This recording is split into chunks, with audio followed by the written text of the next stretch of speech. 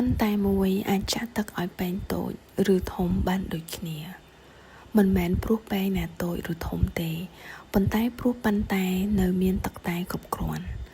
ក្តីស្រឡាញ់គឺជាការផ្ដល់ឲ្យផ្ដល់ភាពកក់ក្ដៅផ្ដល់ការយកចិត្តទុកដាក់និងផ្ដល់ក្តីមេត្តាប៉ុន្តែនេះមិនអាចមានទឹកតែបានរហូតទេប្រសិនបើវាមិនត្រូវបានបំពេញសាកគិតថាប្រសិនក្តីស្រឡាញ់មានតែការផ្ដល់ឲ្យរហូតមិនទទួលបានការបំពេញសូម្បីតែរឿងតូចតាចមិនទទួលបានការយកចិត្តនិងការចែករំលែកត្រឡប់មកវិញតើក្តីស្រឡាញ់នេះនឹងថិតថេរបានដែរឬទេ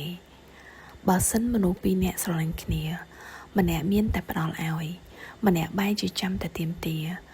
បើសិនស្រឡាញ់គ្នាពិតទោះជាតិចឬច្រើនវាគួរតែចេះផ្ដល់និងចេះបំពេញគ្នាទៅវិញទៅមកទើបប៉ុន្តែមិនរិញទឹកព្រោះក្តីស្រឡាញ់កើតចេញពីបេះដូងនិងចិត្តដូច្នេះវាក៏ត្រូវការការថែរក្សាដែរ